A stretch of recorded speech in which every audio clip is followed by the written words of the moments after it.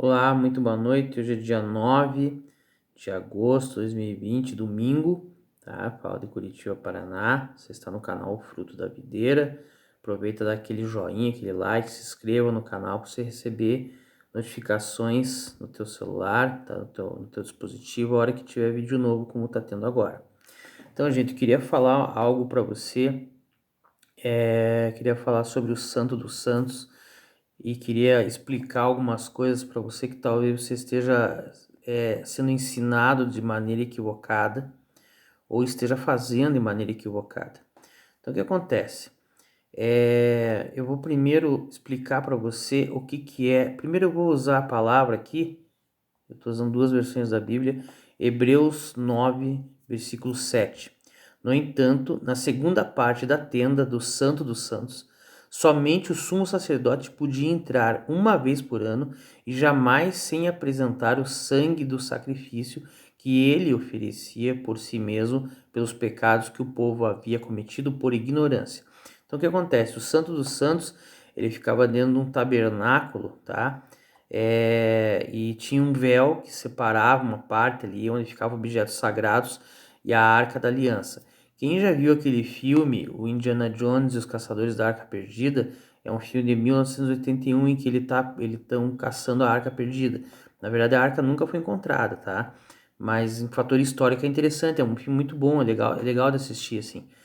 Então, tabernáculo. Tabernáculo é um santuário portátil onde os hebreus guardavam e transportavam a Arca da Aliança e demais objetos sagrados. Então, era uma espécie de uma tenda, tá? Isso foi antes de ser construído o Templo de Salomão. Depois que o Templo de Salomão foi construído, ele deixou de ser usado o tabernáculo, tá? A medida, mais ou menos, era de 10 cúbitos, tá? Então, um cúbito, ele media mais ou menos, ele mede mais ou menos, da ponta do teu cotovelo até a ponta do teu dedo médio, tá? O cúbito egípcio, a medida egípcia, que é usada há mais de 2000 anos, é mais ou menos meio metro. Por que que eu fico falando isso aqui para você? Pra você não ficar boiando como eu fiquei boiando durante anos. Eu escutava esse tipo de pregação, eu escutava esse tipo de palavra e ficava pensando o que que é cúbito, o que que é isso, o que que é tabernáculo, o que que é isso. Então é assim, quanto mais esclarecedor ficar, gente, melhor é, tá? Então o que acontece? Existe uma cultura no meio cristão, evangélico, em que às vezes o pastor da igreja, o sacerdote da denominação, ele fala que Deus fala só com ele. Isto não é verdade. Você tem um acesso, depois que Jesus foi crucificado na cruz, tá? Talvez você já tenha ouvido isso, que o véu foi rasgado de cima para baixo, tá? Este véu era o véu que estava dentro ali do Templo de Salomão, tá? Ele foi rasgado, por quê? Porque daí o acesso a Deus através de Jesus Cristo, ele está liberado. É como se tivesse uma senha tua para desbloquear qualquer coisa, qualquer cartão, para você entrar em qualquer porta. Hoje em dia tem esses dispositivos que você coloca o dedo, assim, fechadura eletrônica, lembrei. Tem fechadura eletrônica que você coloca o dedo ali e ele destrava, você não precisa mais de chave. Enfim, eu estou explicando isso bem, de uma maneira bem assim, até infantil para você poder entender. Então o que acontece? Eu não estou falando que você não deve pedir ajuda em oração para o teu pastor, tá? Ou para o sacerdote. O que eu estou falando, porque eu vivi esse contexto, tá? Às vezes Deus falava comigo e eu ia falar com o pastor do lugar que eu congregava na época e eles falavam a mesma coisa para mim. Falava assim, é que você tem o coração muito bom. Tipo, não é Deus falando com você.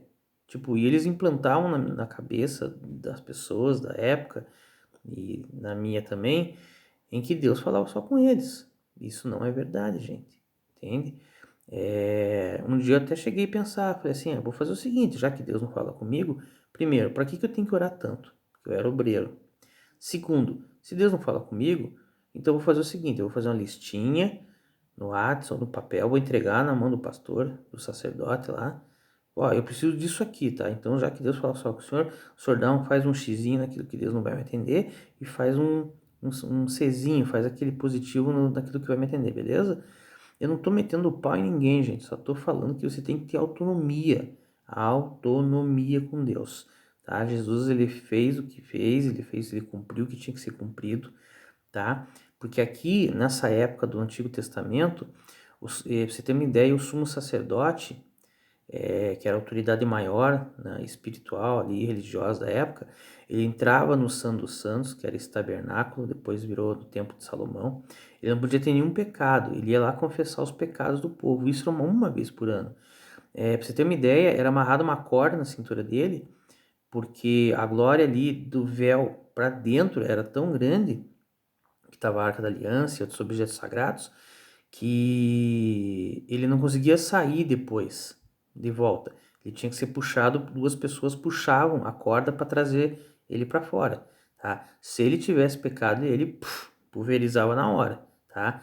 Hoje nós vivemos no tempo da graça. Então o que acontece? Não estou incentivando ninguém a pecar. Eu estou falando que, porque nós estamos no tempo da graça, você acaba cometendo erros, pecados, tá? E você não é pulverizado, tá? Mas vai chegar o dia em que você vai prestar contas. Então não fique abusando da graça, que é o favor imerecido. Então o que acontece? Vou te provar biblicamente, que o que eu estou falando não é nenhuma heresia, tá? Eu não estou me levantando como voz profética do deserto, João Batista, falando algo que não é bíblico, falando que, entendeu? Você tem que congregar numa denominação, boa denominação, mas você tem que ter autonomia. Você não pode ficar nessa vibe aí de, ai, eu preciso de uma coisa, eu vou pedir meu pastor orar por mim. Orar para ajudar, sim. Assim como outra pessoa de confiança. Então, o discipulador, se você participa de uma igreja, tem discipulador, ou uma pessoa de confiança que Deus mostrou para você, que é uma pessoa de Deus, que vai te ajudar em oração. Mas você tem que ter um relacionamento com Deus. Por isso que Jesus foi crucificado ali, e no Antigo Testamento, o sangue dos animais era representado por expiação de pecados. Só que o sangue de Jesus, que é denominado como Cordeiro de Deus, esse sangue que deu a autonomia para você chegar até Deus e conversar diretamente com Ele em nome de Jesus. Então, eu vou para Isaías 43, versículo 26.